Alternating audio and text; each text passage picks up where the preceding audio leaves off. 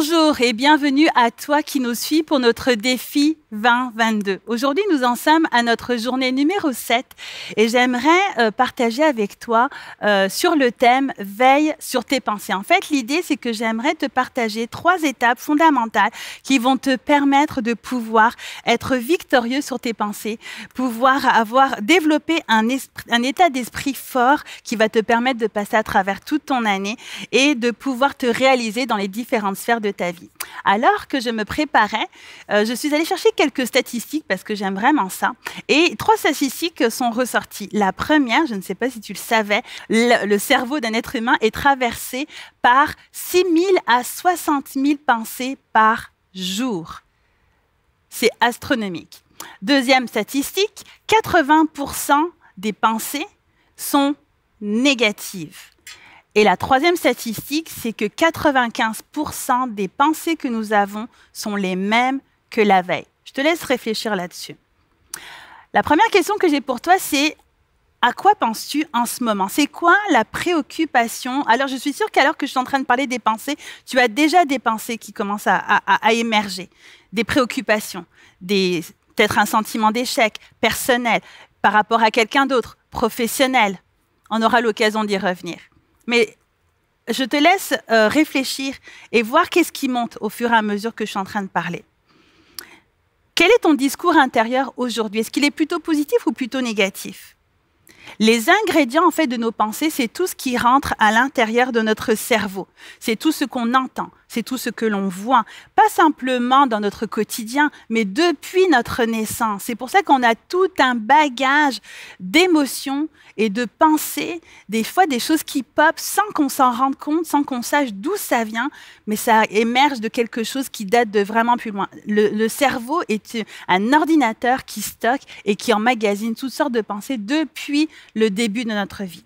Alors c'est important, c'est hyper important de réaliser à quel point les pensées sont puissantes et à quel point c'est important de pouvoir y mettre un focus, une attention et d'être intentionnel pour ne pas se laisser happer. Car là, comme je disais tantôt, 80% de nos pensées sont négatives et donc notre perception, notre vision de la vie peut être distorsionnée.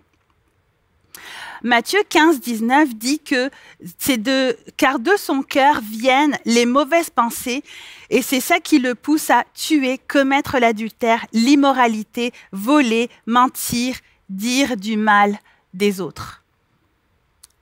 Ce sont nos pensées qui nous poussent à l'action. Il y a vraiment un effet domino entre ce que l'on pense et nos actions, nos comportements, nos réactions et nos paroles. Un autre verset dit dans Proverbe 23, 7, « Il est comme les pensées de notre cœur.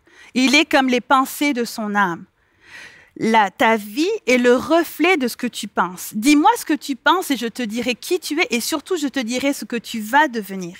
Si tu as le profond désir d'avoir une vie riche, une vie victorieuse, une vie triomphante, une vie stable, si tu veux pouvoir être inspiré, si tu veux être inspirant pour d'autres, et tu as besoin de développer un mindset fort, un état d'esprit fort, résilient et positif.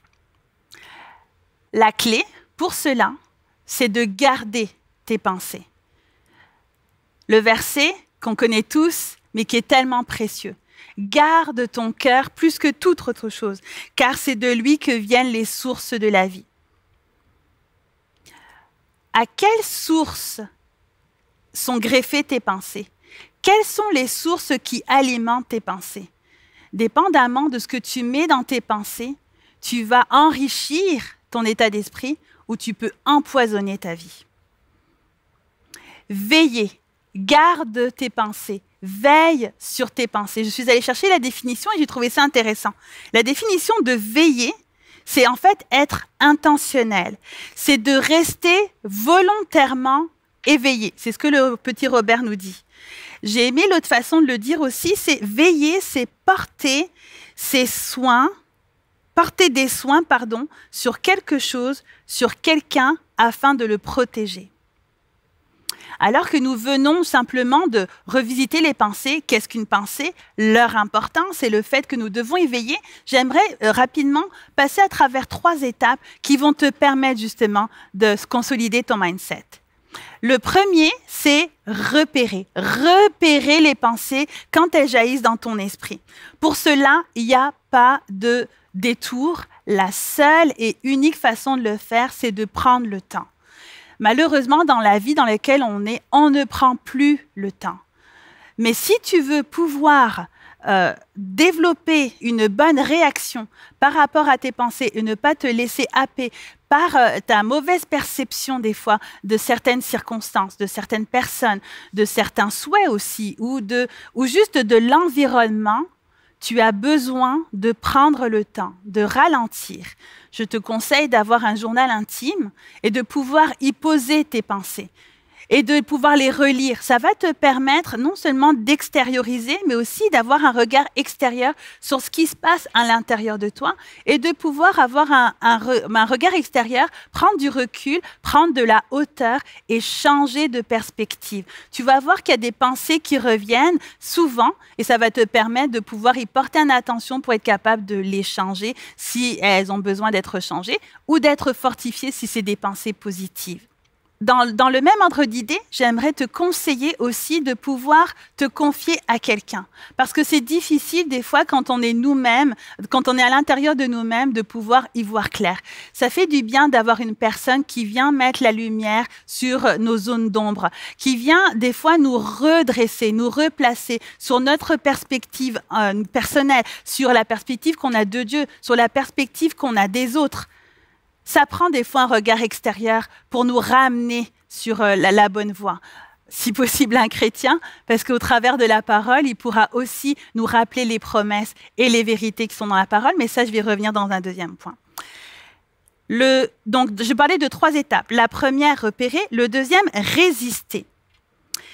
Le verset de 2 Corinthiens 10, verset 3, nous dit que nous renversons les raisonnements et toutes les hauteurs qui s'élèvent contre la connaissance de Dieu et nous amenons les pensées captives à l'obéissance de Christ. Nos pensées sont un véritable champ de bataille. C'est là que nous gagnons et c'est là que nous perdons dans les différentes sphères de notre vie. C'est là que ça démarre.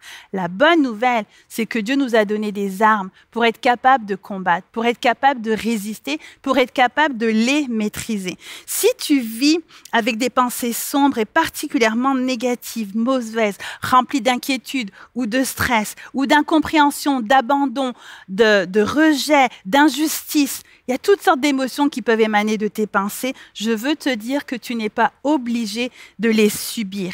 Je ne sais pas si tu connais cette citation chinoise qui dit on ne peut pas empêcher les oiseaux de voler au-dessus de notre tête, mais on peut les empêcher de faire leur nid.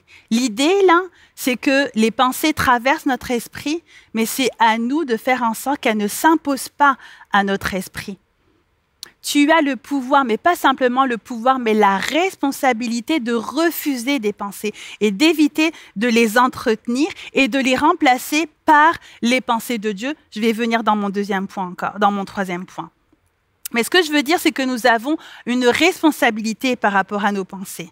Si tu laisses tes pensées s'accorder avec les pensées de Dieu, c'est alors que tout change et que tout bascule vers le positif, justement. Le fameux 80% de nos pensées positives, 80% peuvent être balayées par le 20%, par la grâce de Dieu et par la vérité qui émane des pensées elles-mêmes de Dieu. Donc, si tu laisses tes pensées s'accorder avec les pensées de Dieu, il n'y a rien qui te sera impossible.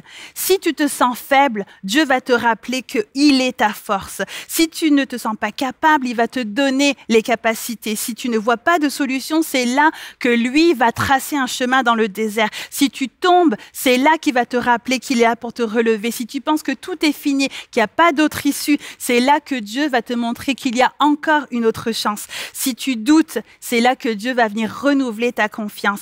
Et dans toutes ces situations, Dieu va t'accorder sa faveur parce que c'est sa volonté pour toi et parce que tu seras allé chercher en lui la force et la puissance pour être capable de changer ta perspective de la situation et de pouvoir ne pas être balayé, comme je disais tantôt, par tout vent de doctrine, comme on dit, mais de rester ferme et inébranlable en lui. Le troisième point, c'est remplacer. Remplacer les pensées. Dieu dit que ces pensées ne sont pas nos pensées. Que dit Dieu? Et qui est Dieu? La Bible est un guide parfait.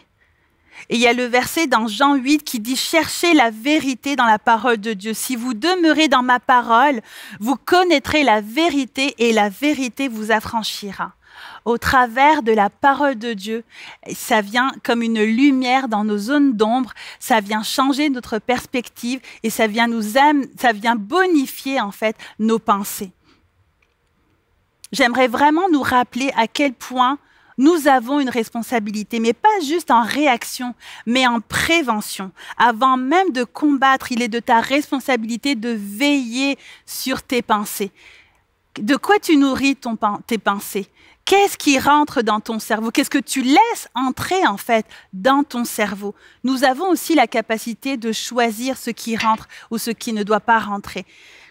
Tu es le jardinier de ton âme. C'est ta responsabilité de veiller sur le jardin de tes pensées. C'est de ta responsabilité d'y semer des choses de qualité, des semences de qualité, parce que ce que tu vas semer ou ce que tu vas laisser rentrer va germer. Si c'est quelque chose de positif, ta vie va être potentiellement plus positive. Mais si tu laisses rentrer des choses négatives, bien sûr, ça va se transparaître aussi dans tes actions, dans tes pensées. Comme je disais, il y a un effet domino entre nos pensées, nos actions, nos réactions, nos comportements. Alors que j'étais en train de parler, je suis convaincue, alors que moi je me préparais, j'avais moi-même des pensées qui me venaient à l'esprit, des choses, des mauvaises habitudes, des choses que j'aimerais changer, des choses que j'aimerais améliorer, et des combats aussi, des combats de tous les jours que nous avons. Ces 3 étapes-là vont t'aider à pouvoir changer, maîtriser ces pensées. Il faut les repérer, il faut les renverser, et il faut les remplacer par la parole. Veiller. Je vais revenir sur la définition de veiller. L'importance de veiller sur nos pensées. C'est de rester volontairement éveillé. Et c'est de porter des soins attentifs à nos pensées. Repérons-les, renversons les mauvaises pensées et remplaçons-les par la vérité. Merci beaucoup pour votre attention et on se retrouve demain pour le jour numéro 8.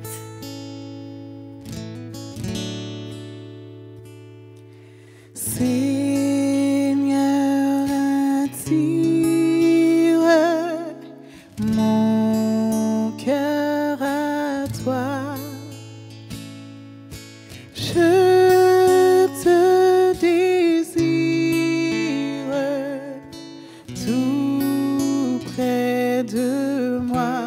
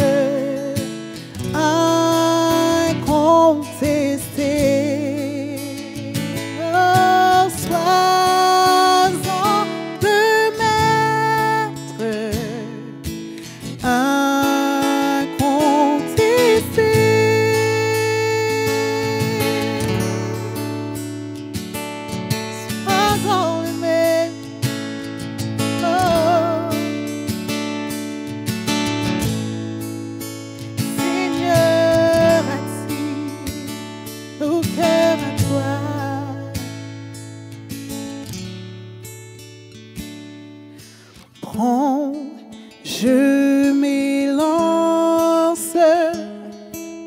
pour t'obéir.